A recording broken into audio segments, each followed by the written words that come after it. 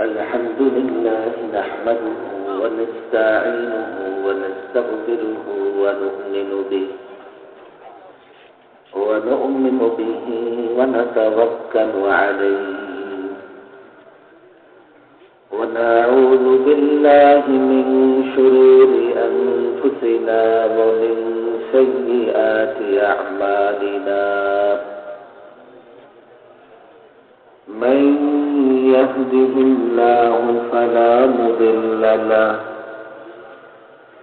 ومن يضلله فلا هادي له ونشهد أن لا إله إلا الله وحده لا شريك له ونشهد أن محمدا عبده ورسوله أما بعد فأعوذ بالله من الشيطان الرجيم بسم الله الرحمن الرحيم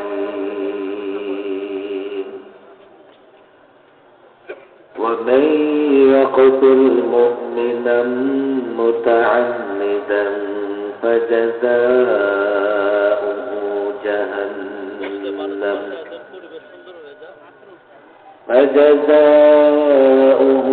جهنم خالدا فيها وغضب الله عليه ولعنه وأعد له عذابا عظيما صدق الله مولانا العظيم وقال النبي صلى الله عليه وسلم سباب المسلم فسوق وقتاله كفر أو كما قال عليه الصلاة والسلام وصدق رسوله النبي الكريم ونحن على ذلك من الشاهدين والشاكرين والحمد لله رب العالمين اتفاق المدارس ইত্তেফাকুল উলামা বৃহত্তর মোমেন শাহী কর্তৃক আয়োজিত কেন্দ্রীয় সিরাতুন নবী সাল্লাল্লাহু আলাইহি ওয়াসাল্লাম সম্মেলনের মুহতারাম সভাপতি মণ্ডলী, মোমেন শাহীর মুরব্বীগণ, সারা বাংলাদেশের বুজুর্গ উলামাদের অন্যতম হযরত মাওলানা আব্দুর রহমান হাফেজি, হযরত মাওলানা ইমদাদুল হক, হযরত মাওলানা আব্দুল হাই রহমানী, হযরত মাওলানা আব্দুল হক, হযরত মাওলানা জিয়াউদ্দিন দামাত বারাকাতুহুল আলিয়া সহ সভাপতি মণ্ডলী, বিশেষ মেহমান, আমন্ত্রিত উলামায়ে কেরাম, এই সংগঠনের সভাপতি, সাধারণ সম্পাদক, দায়িত্বশীল ব্যক্তিবর্গ, মাদ্রাসা কওমিয়ার আসাতিজা কেরাম, ছাত্র ভাইয়েরা, যুবক ভাইয়েরা, দিন প্রিয়, ইসলাম প্রিয় তাওহীদি জনতা, ইত্তেফাকুল উলামা মোমেন শাহীর সর্ববৃহৎ উলামাদের সংগঠন। শুধু মোমেন শাহীর নয়, বাংলাদেশে এই ধরনের সংগঠন খুব কম আছে, যে সংগঠন পুরো অঞ্চলের দ্বীনি দাওয়াতি কাজের নেতৃত্ব দেয়, ওলামাদেরকে একটি প্ল্যাটফর্মে সংঘবদ্ধ করে রাখে। যখনই এই অঞ্চলে কোনো বাতিল মাথা চাড়া দেয়, সঙ্গে সঙ্গে তারা বাতিলের মস্তিষ্কে আঘাত করবার মতো সামর্থ্য রাখে। মোমেন শাহীর এই ব্যক্তিবর্গ যারা আজকের এই সম্মেলনের সভাপতিত্ব করছেন, ভাগ্যক্রমে সৌভাগ্যক্রমে প্রত্যেকজন মুরব্বীর সঙ্গে আমার অন্তত 2 যুগের সম্পর্ক। আল্লামা মুফতি আমিন রাহিমাহুল্লাহ এই ময়মনসিংহকে কেন্দ্র করে অনেক কাজ করেছেন। গতকাল রাতে আমি ময়মনসিংহের ঐতিহ্যবাহী দ্বীনি ইদারা, দ্বীনি প্রতিষ্ঠান বালিয়া মাদ্রাসার সালানা জলসায় বক্তৃতা করেছি। শেখ বালিয়া গিয়াসউদ্দিন বালিয়া রাহিমাহুল্লাহ এবং এই মোমেন শাহের অন্যতম আরো 2 জন বুজুর্গ মাওলানা আব্দুল হক সাহেব এবং মুফতি আমিন রাহিমাহুল্লাহর সাথী মাওলানা আব্দুর রহমান হাফিজি। আমি সেই 25-30 বছর আগে থেকে দেখে এসেছি মোমেন শাহিতে তারা দ্বীনি আন্দোলনের নেতৃত্ব দিয়েছেন এবং আল্লামা মুফতি আমিন রাহিমাহুল্লাহ ঢাকায় যখনই কোনো কাজ করেছেন ময়মনসিংহের ওলামাদের পরামর্শ নিয়েছে। মোমেন শাহের ওলামায়ে কেরামও যথেষ্ট রকমের সহযোগিতা করেছেন।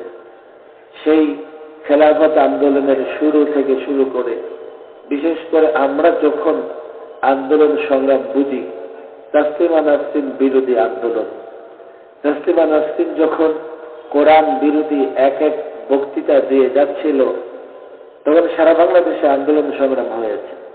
মোমেন শাহের আন্দোলন সংগ্রামের কোনো তুলনা ছিল না।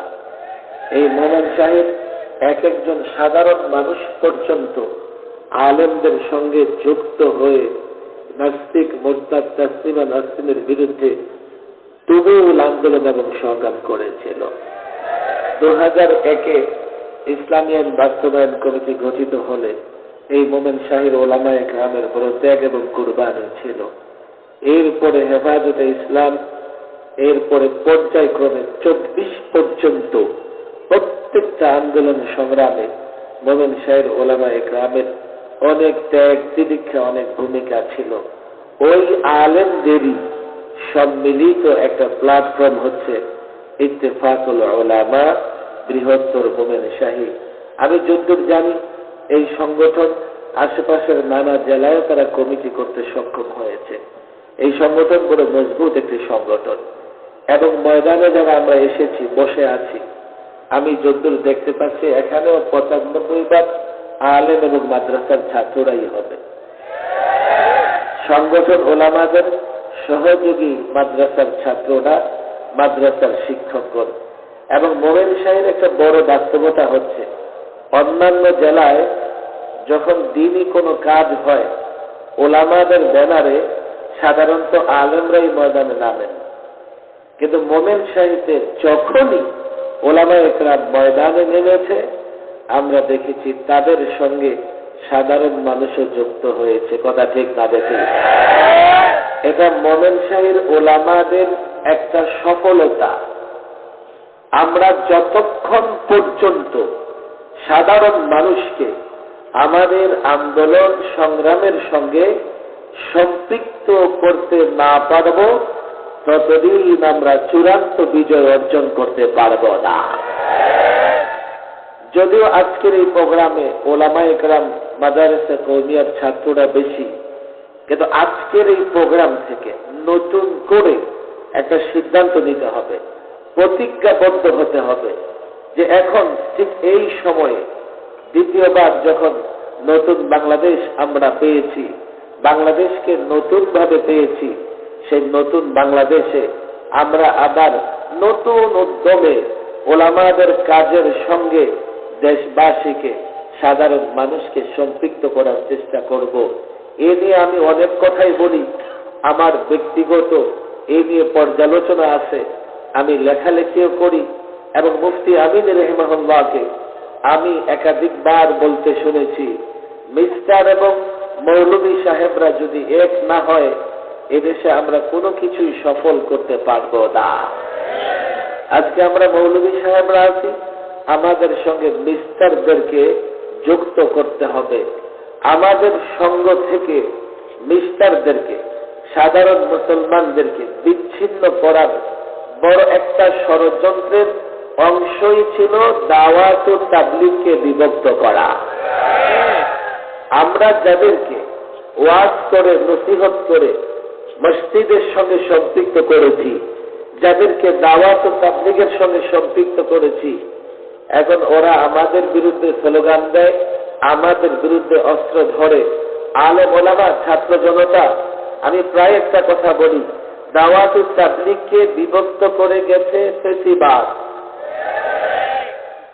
কোন মসজিদের কমিটি পরিচালনা নিয়ে যদি গন্ডগোল হয়, মসজিদ ভাগ করা যায় না। কোন একটা সূত্র ধরে মীমাংসায় পড়তে হবে এবং এর একটা অথরিটি হবে, কমিটি হবে, সে মসজিদ পরিচালনা করবে। কোন মাদ্রাসার কমিটি নিয়ে গন্ডগোল হলেই মাদ্রাসা ডিভাইডেড, ভাগ করা যায় না। এগুলো পাবলিক প্রপার্টি, এগুলো আল্লাহ তাবারক ওয়া তাআলার সম্পদ, এগুলো ভাগ করা যায় না। দাওয়াত তাবলীগে প্রথম গন্ডগোল হয়েছে রাজশাহীর মুশফিক স্যার নামে খ্যাত এক দাওয়াত তাবলীগের সাথীর সঙ্গে।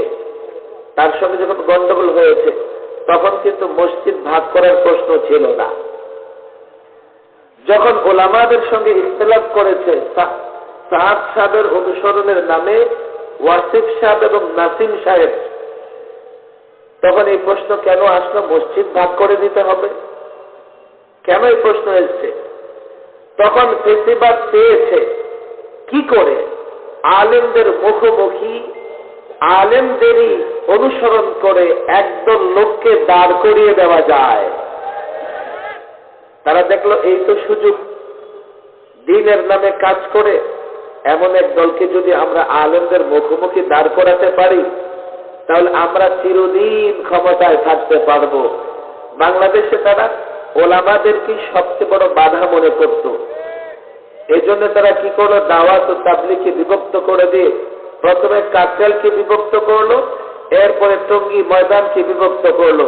এই বিভক্তির ফলে বাংলাদেশের প্রত্যেকটা মসজিদে বিভক্তি তৈরি হলো।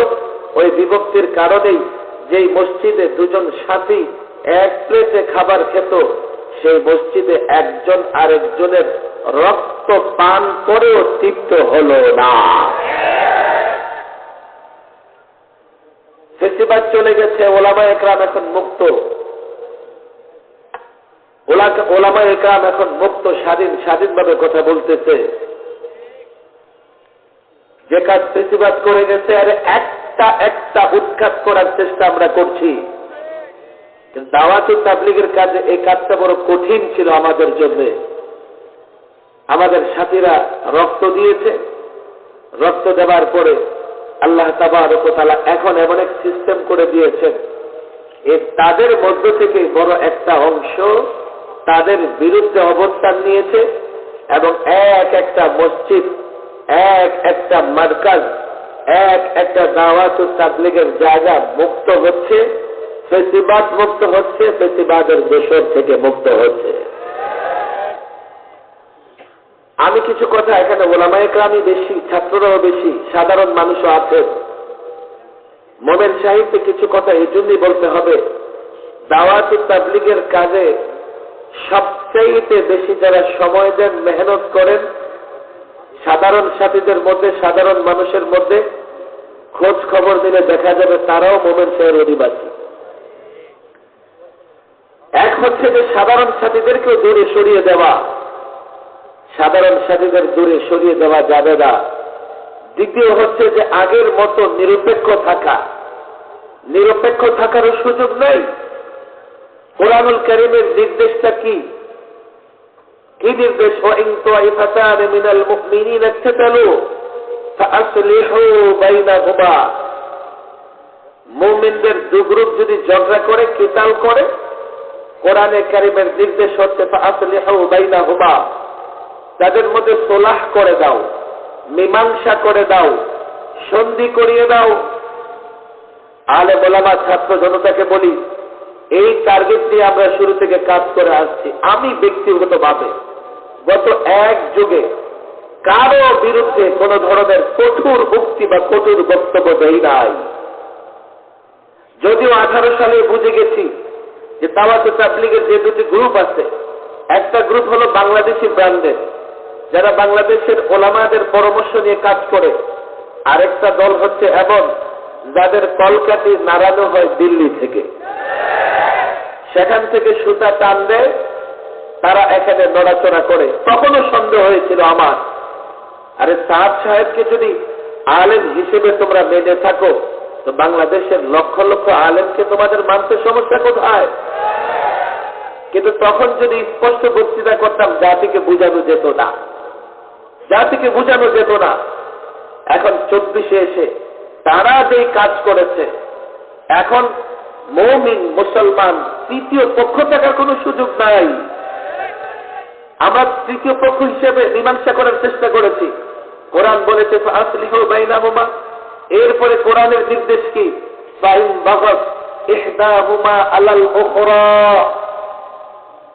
ফাইন বাগাত ইহদাহুমা আলাল উখরা, যে দুই গ্রুপ ঝগড়া করবে তাদের দুই গ্রুপকে মীমাংসা করে দাও।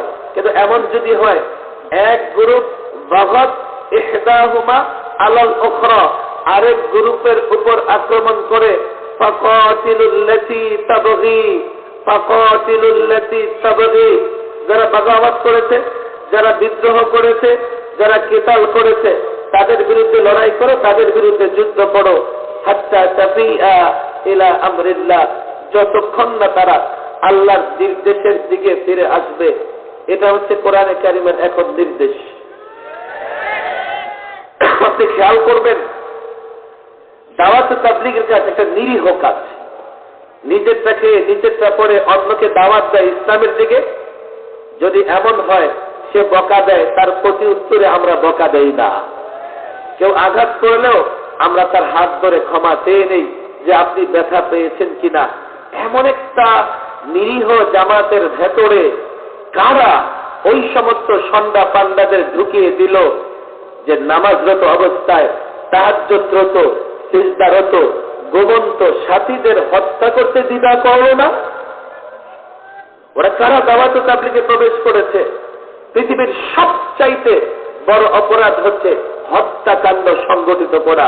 কোরআনুল কারীমের আয়াত তেলাওয়াত করেছি, ওলামায়ে কেরাম বুঝে গেছে, ওমাইয়াকুতুল মুমিনা মুতাআম্মিদা, কোন মুমিনকে ইচ্ছাকৃত হত্যা করলে ফাজাযাউহু জাহান্নাম খালিদান ফিহা, এক নম্বর শাস্তি তার ঠিকানা জাহান্নাম। দুই নম্বর কি? অগদিবাল্লাহু আলাইহি, কেউ চায় না আল্লাহ তার উপর অসন্তুষ্ট হোক, কিন্তু এই ইচ্ছাকৃত যদি মুমিনকে হত্যা করে আল্লাহ তার উপর অসন্তুষ্ট হবেন। শুধু তাই না, 3 নম্বর ওয়ালাআনাহু, আল্লাহ লাআনত করবেন। শুধু তাই না, 4 নম্বর আ'আদ্দা লাহু আযাবান আযীমা, আল্লাহ তাবারক ওয়া তাআলা তার জন্য ভয়াবহ আযাব প্রস্তুত করে রাখবেন। হাবিল এবং কাবিলের ঘটনা, কাবিলের হত্যাকাণ্ডের নিন্দা, ন্যাক্কারজনক ঘটনা বর্ণনা করে আল্লাহ একটা বিধান লিখে দিয়েছেন, মান ক্বাতালা নাফসান বিগাইরি নাফসিন আও ফাসাদিন ফিল আরদ, কেউ যদি অন্যায়ভাবে কাউকে হত্যা করে, ফাকান্নামা ক্বাতালান নাসা জামিআ, সে কেমন যেন গোটা জাতিকে হত্যা করে ফেলল। হাদিসের বর্ণনাগুলো এগুলো সামনে রাখা উচিত। সিবাবুল মুসলিমি ফুসুকুন ওয়া কিতালুহু কুফরুন, কোন মুসলমানকে গালি দেওয়া অন্যায়, মারাত্মক অন্যায়, এবং কিতাল করা কুফর, কুফরি কাজ, কুফরি কাজ। বলে আমরা তো ইজতেমার ময়দানে হেঁটে হেঁটে গিয়েছি, কাউকে আঘাত করি নাই। আরেকটা হাদিসের বর্ণনা দেখো, লাউ আ'আনা আহলুস সামাওয়াতি ওয়া আহলুল আরদ, আসমান জমিন যদি একজন মুসলমানকে হত্যার ব্যাপারে সহযোগিতা করে, ফাআকাব্বাহুমুল্লাহু ফিন্নার, প্রত্যেকটা সহযোগীকেও আল্লাহ জাহান্নামে নিক্ষেপ করবে। বলেন এক ব্যক্তিকে হত্যার পেছনে এত মানুষ কেমনে অংশগ্রহণ করে? ওয়ালাউ বিশিক্কি কালিমাতিন আও বিশাত্রি কালিমাতিন, মুখের কোন বাক্য দিয়ে উস্কানিমূলক বক্তৃতা করে, হত্যাকারীর সঙ্গে হেঁটে হেঁটে তার শক্তি বৃদ্ধি করে, হত্যাকারীর পক্ষে স্লোগান দিয়ে যদি কেউ হত্যাকাণ্ডে সহযোগিতা করে, হত্যাকারীর পরিণতি তাকেও ভোগ করতে হবে। ফাইন বাগাত ইহদাহুমা আলাল উখরা, আমরা দুই গ্রুপের মীমাংসা পেয়েছি। এখন এক গ্রুপ মারাত্মক ধরনের অপরাধ করে হত্যাকাণ্ড সংগঠিত করেছে, এখন আর নীরব থাকার সুযোগ নাই। উনসুর আখাকা যালিমান আও মাজলুমা, তোমরা তোমাদের ভাইদের সহযোগিতা করো, জালেমকেও সহযোগিতা করো, মাজলুমকেও সহযোগিতা করো। জালেমকে কেমনে সহযোগিতা করবা? সাহাবায়ে কেরামের ইশকাল হয়েছে। প্রশ্ন হয়েছে, ইয়া রাসূলুল্লাহ, মাজলুমকে সহযোগিতা করব, কিন্তু জালেমকে কেমনে সহযোগিতা করব? তাই জালেমকে জুলুম থেকে বিরত রাখো। আজকে মাজলুম যারা, তাদের সহযোগিতা করব, জালেমকে কিভাবে সহযোগিতা করব? কোন জালেম, কোন কাতিল, কোন হত্যাকারী দাওয়াত ও তাবলীগের নামে মসজিদে প্রবেশ করে, মারকাজে প্রবেশ করে, ময়দানে প্রবেশ করে, আর যাতে কোন সাথীদের উপরে জুলুম করতে না পারে, ওই কাজ থেকে বিরত রাখাই হচ্ছে জালেমকে সহযোগিতা করা। পরিষ্কার বলি, তারা অন্যায় করেছে, সবচাইতে ভয়াবহ অপরাধ করেছে, হত্যাকাণ্ড সংগঠিত করেছে।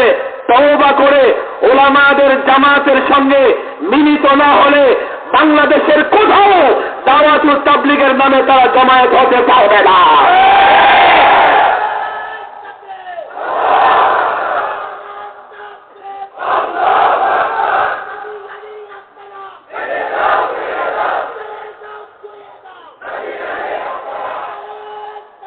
অনেক কথা মোমেন শাহের ওলামায়ে কেরামের বীরত্ব গাথা ইতিহাস আমার চোখের সামনে আছে। আমি ছাত্র হিসেবে এবং এরপরে লম্বা সময় আমি দেখেছি, ওলামা ছাত্র জনতার ইতিহাসও আমি জানি। এই যে ঘটনাগুলো ঘটছে, এক একটা সময় ফেসিবাদীদের এক একটা লীগ বা এক একটা গোষ্ঠী ফেসিবাদকে ফিরিয়ে আনতেই নানা ভাবে নানা রকমের ষড়যন্ত্র করতেছে।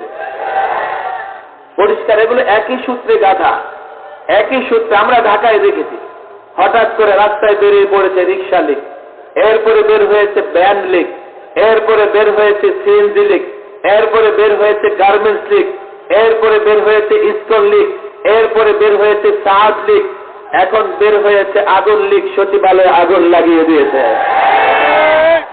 তাদের টার্গেট একটাই, কথা অনেক লম্বা হয়ে যাবে। টার্গেট কি? গত 16 বছরে সবচাইতে বেশি জুলুম সহ্য করেছে ওলামায়ে কেরাম। আমি নিজে দেখেছি, আল্লামা মুফতি আমিন রাহিমাহুল্লাহ 21টা মাস গৃহবন্দী ছিলেন। এই গৃহবন্দী অবস্থায় কতটা কষ্ট নির্যাতন তিনি সহ্য করেছেন, শেষ পর্যন্ত গৃহবন্দী রেখে তিলে তিলে তাকে মৃত্যুর দিকে ঠেলে দেওয়া হয়েছে। 13তে শাপলা চত্বরে আমাদের দাবিগুলো স্পষ্ট ছিল। বারবার টেলিভিশন টকশোর মাধ্যমে আমরা কি চাই সরকার এবং জাতিকে বোঝাবার চেষ্টা করছিলাম। শাপলা চত্বরে ব্লগাররা যখন একের পর এক আল্লাহর নবীকে নিয়ে কটূক্তি করছিল, আমরা তার প্রতিবাদ করছিলাম। ওই ব্লগাররা মাসের পর মাস শাপলা চত্বরে অবস্থান করেছে, রাষ্ট্র তাদেরকে বিরিয়ানি খাইয়েছে। নবী প্রেমিকরা একটা রাত্রের জন্য শাপলা চত্বরে অবস্থান করতে চেয়েছিল, তারা শাহবাগে মাসের পর মাস অবস্থান করেছে, তাদেরকেও বাধা দেয় নাই। আমরা শাপলা চত্বরে একটি রাত অবস্থান করতে চেয়েছিলাম, লাইট বন্ধ করে, ক্যামেরা বন্ধ করে, টেলিভিশন চ্যানেল ব্যান করে 2.5 লক্ষ বলেছে তারা সেদিন নবী প্রেমিকদের বুক দাজরা করে দিয়েছিল। আমরা যখন নির্যাতন সহ্য করেছি, তো এক এক লীগ তখন তারা মনের ফুর্তিতে ঘি বাঁধে ঘাড় মোটা করেছে, তাদের অন্যতম স্থল। আর এই প্রত্যেকটা ফেসিবাদীদের দোষর এখন বাংলাদেশে ওলামায়ে কেরাম মুক্ত স্বাধীন, এটা তাদের পছন্দ হচ্ছে না। 2 নম্বর কথা, গত 16 বছরে রাষ্ট্রীয় নানান প্রতিষ্ঠান ছাড়াও ইসলামের ক্ষতি করবার জন্য এমন এমন জায়গায় তারা আঘাত করেছে। সবচাইতে বড় যে কাজটা তারা করেছে, 11তে সংবিধান সংশোধন করেছে। সংবিধান সংশোধন করে তারা 3টা মারাত্মক ধরনের কুফরি কাজ এবং অন্যায় করেছে। 1, 32 বছর আমার দেশের সংবিধানের ভেতরে বিসমিল্লাহির রহমানির রহিম ছিল, তুলে দিয়েছে। 2, 32 বছর আমার দেশের সংবিধানে আল্লাহর উপর আস্থা বিশ্বাসের কথা ছিল মূলনীতিতে, সেটা মুছে দিয়েছে। 32 বছর এদেশের সংবিধানে সেকুলারিজম ছিল না, সেই সেকুলারিজম তারা এনেছে। একটা ইজম নয়। আমার দুর্ভাগ্য, আমি এই জাতির শিক্ষিত সমাজকে বুঝাতে পারি নাই, পৃথিবীর একমাত্র সংবিধান যেই সংবিধানে 3টা ইজম আছে। আমার দেশের সংবিধানে 3টা মতবাদ আছে, সেকুলারিজম আছে, সোশ্যালিজম আছে, আবার ন্যাশনালিজমও আছে। এটা আমার দুর্ভাগ্য। আমার দেশের দুর্ভাগ্য, জনতার দুর্ভাগ্য শুরু হয়ে গেছে ৭১-এর পর থেকেই। ৭১-এ রক্ত দিয়ে আমরা একটা ভূখণ্ড পেয়েছি, ৭২-এ একটা সংবিধান রচনা করা হয়েছে, ৭২-এর ওই সংবিধানে হিন্দু রাষ্ট্রের পত্র লিখতেন 4টা মূলনীতি এনে আমার দেশের সংবিধানে চাপিয়ে দেওয়া হয়েছে।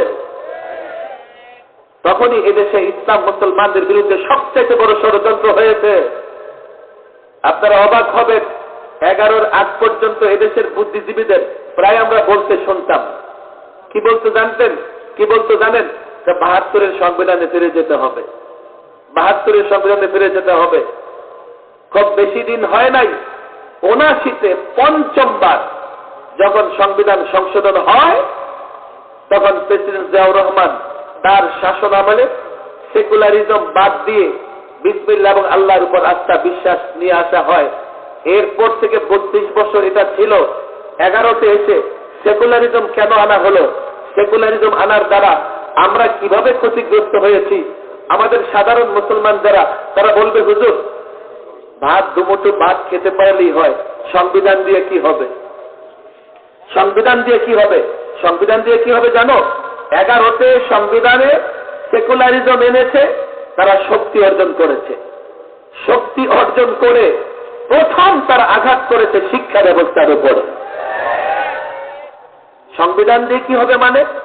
সংবিধান যখন তারা সেকুলারিজম নিয়ে এসেছে, তখন তারা মনে করেছে এখন রাষ্ট্রকে ইসলামহীন করা এটা সংবিধান সম্মত।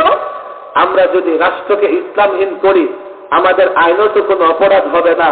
এই জন্য তারা পর্যায়ক্রমে এই রাষ্ট্রকে সেকুলার রাষ্ট্র কিংবা ধর্মহীন তো নয়, ইসলামহীন করবার ষড়যন্ত্র করেছে। আর তারা তাদের দলের লোকদেরকে বিভ্রান্ত করেছে কিভাবে জানেন? না, এই কোরআন হাদিসে ধর্ম নিরপেক্ষতার কথা আছে। রাসূলুল্লাহ মসজিদে নববীকে ভাগ করে দিয়েছিলেন, কথা শুনবার চেষ্টা করেন। আবার কোথাও কোথাও তাদের নেতারা কি বক্তব্য দিয়েছে? লাকুম দীনুকুম ওলিয়া দিন, বুখারী শরীফের হাদিস। ধর্ম নিরপেক্ষতার কথা কোরআনেও আছে, তোমার ধর্ম তোমার, আমার ধর্ম আবার। আর হাওয়ালা দেয় লাকুম দীনুকুম ওলিয়া দিন, বুখারী শরীফের হাদিস। বলছে কি বলছে না? আবার তারা বলে কি জায়নামাজ উঠায় না, অর্থাৎ জায়নামাজ উঠায় না যতক্ষণ কোরআন তেলাওয়াত করে। আচ্ছা, তো কোরআন তেলাওয়াত করলে কোরআনের ছোট্ট ছোট্ট সূরাগুলো তেলাওয়াত না করে কোরআন তেলাওয়াত কেমনে করো? আবার নাকি তাহাজ্জুদ পড়ে। এক মুরিদ তার পীরকে বলতেছে, হুজুর 100 বার আয়াতুল কুরসি পড়ি। পীর তো অবাক, 5 ওয়াক্ত নামাজের পরে 5 বার আয়াতুল কুরসি পড়তে পারি না, তুমি 100 বার কেমনে পড়ো? পড়ো তো দেখি। তো পকেট থেকে তসবিহ বের করছে, বের করে কুরসি কুরসি কুরসি কুরসি।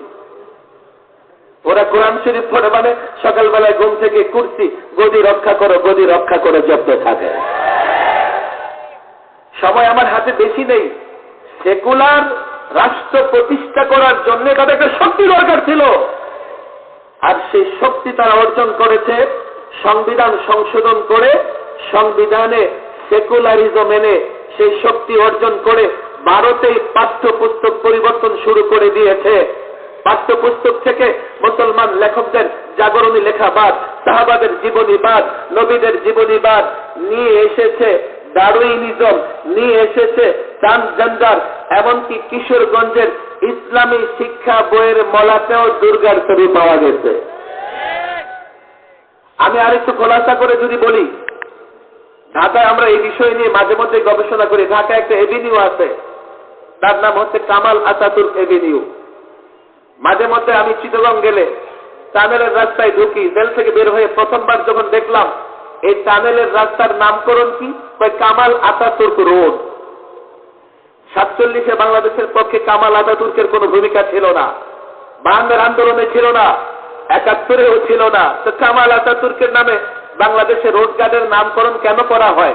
তারা মূলত কামাল আতাতুর্কের সঙ্গে পরিচয় করিয়ে কামাল আতাতুর্কের সেকুলারিজম বাংলাদেশে প্রতিষ্ঠা করতে চায়। 100 বছর আগে ওসমানী খেলাফত বিলুপ্তের পরে কামাল আতাতুর্ক খেলাফতের বিরুদ্ধে এতটাই কঠোর অবস্থান নেয়, ইউরোপ থেকে সেকুলারিজম ধর্ম নিরপেক্ষতা আমদানি করে তুরস্কে বাস্তবায়ন করে। ফলে কি হয়েছে, তুরস্কের মানুষের ইমানি অবস্থা, দাড়ি রাখলে ফাইন, হিজাব পড়লে ফাইন, কোরআন পড়া নিষিদ্ধ, এক একটা মসজিদকে মিউজিয়াম বানিয়ে ফেলেছিল।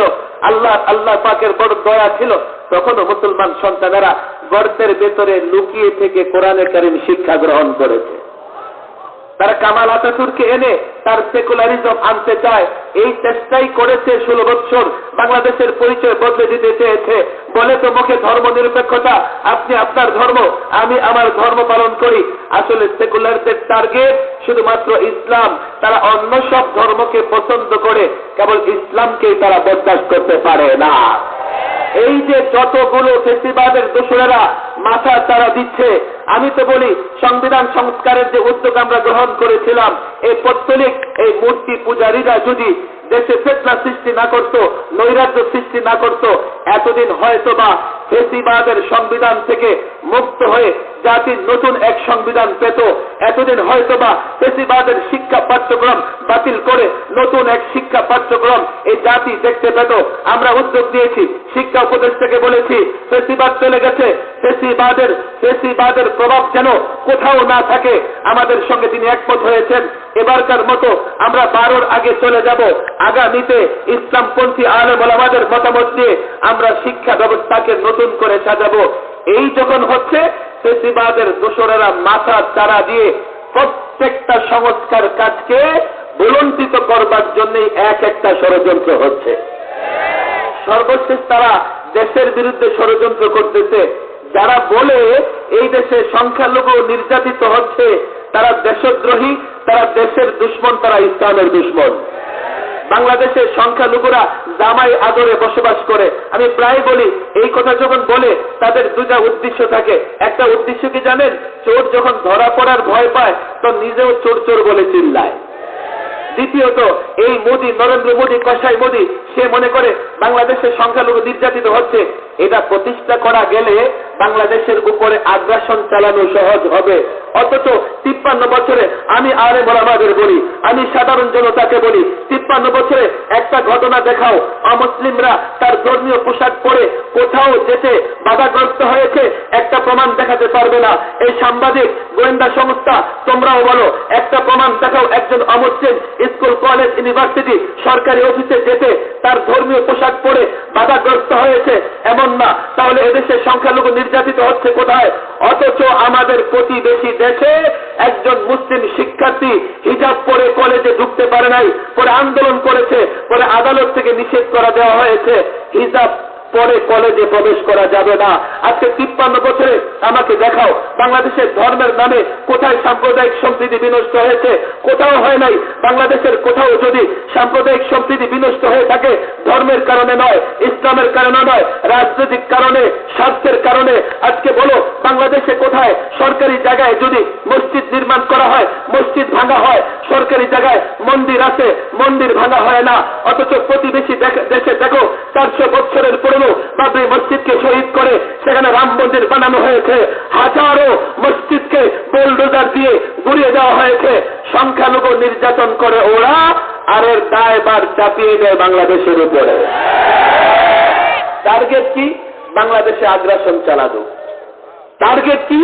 বাংলাদেশে যাতে ইসলামপন্থী আলেম ওলামারা সম্মান ইজ্জতের সঙ্গে বসবাস করতে না পারে, এই জন্যই তারা সেই ষড়যন্ত্র করছে। আমি সাধারণ যুবকদের বলি, তাদের ষড়যন্ত্র বড় ভয়াবহ। হায়দ্রাবাদের ইতিহাস পড়ো, এক রাতে আগ্রাসন চালিয়ে তারা হায়দ্রাবাদ দখল করে নিয়েছে। কাশ্মীরের ইতিহাস তোমাদের সামনে, একটা স্বাধীন রাষ্ট্রে 70 বছর যাবৎ তারা জুলুম চর্চার করছে। সর্বশেষ কাশ্মীরের স্বায়ত্ত শাসন বাতিল করে সেনা শাসন জারি করে আজকে খবর নিয়ে দেখো, কাশ্মীরে ইসলামিক কিন্ডার গার্ডেন পর্যন্ত নাই, তারা শেষ করে দিয়েছে। টার্গেট তাদের একটাই, এই বাংলাদেশকে কলোনি বানানো, বাংলাদেশকে ইসলাম এবং মুসলমান ধ্বংস করবার ষড়যন্ত্র। এ আলেম ওলামা জাতিকে বোঝাও, তারা যেই দলের পূজা করে, তারা যেই দলের নেতাদের পূজা করে, যেই দলের ব্যক্তিদের ভোট দেয়, তাদের কাছে দেশ নিরাপদ নয়, তারা দেশ হেফাজত করতে পারবে না। আমি তো পরিষ্কার বলি, বাংলাদেশের মানুষগুলো এখন দুই ভাগে বিভক্ত, একদল বস্তুবাদী আর একদল ঈমানবাদী। বস্তুবাদীরা যখন দেখে যারা আগ্রাসন চালাবে এই প্রতিবেশী দুশ্মন রাষ্ট্র, তাদের রাষ্ট্র বড়, তাদের সংখ্যায় বেশি, তাদের জনগণ বেশি, সেনাবাহিনী মজবুত, তাদের এটম পাওয়ার আছে, এই বস্তুবাদীরা তাদের বিরুদ্ধে লড়াই তো দূরের কথা, তাদের বিরুদ্ধে কথাও বলতে পারবে না। আমি কোন রাজনৈতিক দলকে ইস্তেসনা করতে চাই না। আমি প্রত্যেকটা রাজনৈতিক দলের নেতার বক্তৃতা শুনেছি, কেউ দাদা বাবুদের নারাজ করতে চায় না, মনে করে তাদের নতজানু হয়ে থাকলে ক্ষমতায় থাকা যাবে, ক্ষমতায় যাওয়া যাবে। তাহলে তোমরা এদেশের সাধারণ যুবক যে তাদের পিছনে দৌড়ায়, তারা তো এই দেশকে হেফাজত করতে পারবে না।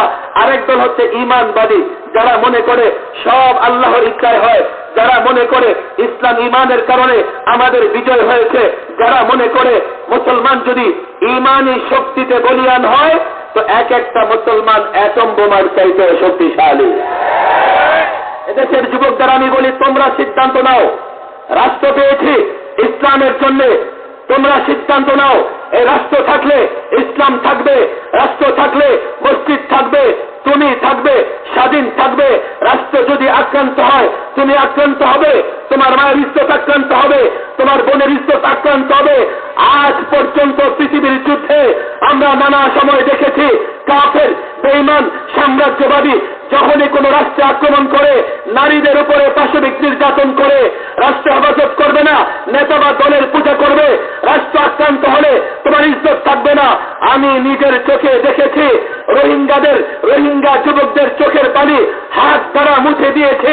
বাংলাদেশের শাহপুরী দ্বীপে এক রোহিঙ্গা যুবক নৌকা থেকে বাংলাদেশে পদার্পণ করেছে, তার কান্না থামানো যায় নাই, চিৎকার করে বলেছে, আমি যুবক, আমি তো বেঁচে এসেছি, মায়ের ইজ্জত বাঁচাতে পারি নাই, বোনের ইজ্জত বাঁচাতে পারি নাই। বাংলাদেশ যদি আক্রান্ত হয়, ও যুবক, বোনের ইজ্জত বাঁচাতে পারবে না, মায়ের ইজ্জত বাঁচাতে পারবে না, মেয়ের ইজ্জত বাঁচাতে পারবে না, কন্যার ইজ্জত বাঁচাতে পারবে না। যদি মনে করো বাংলাদেশ হেফাজত করবে, তোমাদের নেতৃত্ব দিয়ে হবে না। আলেম ওলামাদের সঙ্গে যুক্ত হও, আলেমদের কাতারে শামিল হও। আল্লাহর কসম করে বলি, বস্তুবাদী, বস্তু পূজারী, মূর্তি পূজারীরা দেশ হেফাজতে মাঠে নামক আর না নামক, আল্লাহর কসম মাদ্রাসা কওমিরা, ছাত্র, শিক্ষক, উলামায়ে দেওবন্দ, আজ যারা উলামায়ে দেওবন্দের অনুসারী, আল্লাহর কসম দেশ আক্রান্ত হবে। দেশের মধ্যে মাঠে নামবো, আল্লাহর কসম তুমি তাদেরকে ছেড়ে কথা বলা হবে না।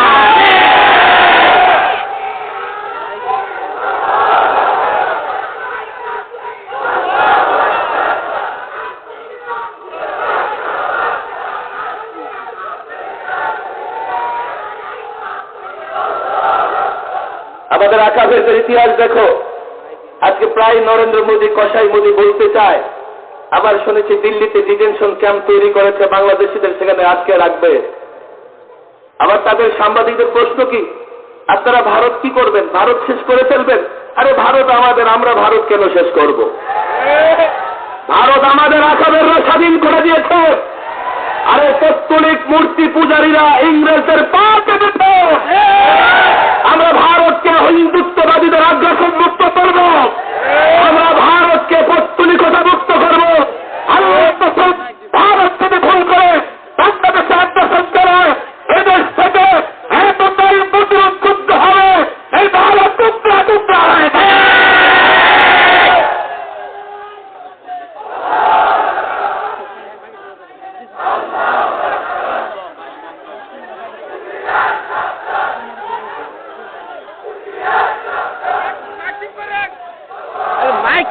ওলামাদের কাছে আমার অনুরোধ, সজাগ থাকবেন, জাগ্রত থাকবেন, তাহলে আমাদের ঈমানকেও চুরি করতে পারবে না। সজাগ থাকবেন, জাগ্রত থাকবেন, জাতিকে জাগ্রত করবেন, তাহলে আমার দেশের স্বাধীনতা কেউ কেড়ে নিতে পারবে না। সজাগ থাকবেন, ষড়যন্ত্র থাকবেন, সজাগ থাকবেন ষড়যন্ত্র সম্পর্কে, তাহলে কোন ষড়যন্ত্রকারী ষড়যন্ত্র করে পার পেয়ে যাবে না ইনশাআল্লাহ। ষড়যন্ত্র হচ্ছে, ষড়যন্ত্র হবে, সাহসিকতার সঙ্গে প্রত্যেকটা ষড়যন্ত্র মোকাবেলা করতে হবে। ওলামাদের কাছে আমার ব্যক্তিগত একটা আবেদন, এই মোমেন শাহের মাটিতে হাফিজুর রহমাহুল্লাহ এরপরে মুফতি আমিন রাহিমাহুল্লাহ লম্বা সময় ওলামাদের সঙ্গে সম্পৃক্ত থেকে কাজ করেছেন। আমি গত 16 বছরে 3 বার সরকারি মেহমান ছিলাম। গত লাস্ট 12, 21, 22, 23 অন্তত 1.5-2 মাস আমি রিমান্ডে ছিলাম। আমাকে গ্রেফতার করে আইসোলেট করে দিয়ে দেওয়া হয়েছিল, বিচ্ছিন্ন করে দেওয়া হয়েছিল। পরিবার, আইনজীবী কারোর সঙ্গে আমার কোনো সম্পর্ক ছিল না।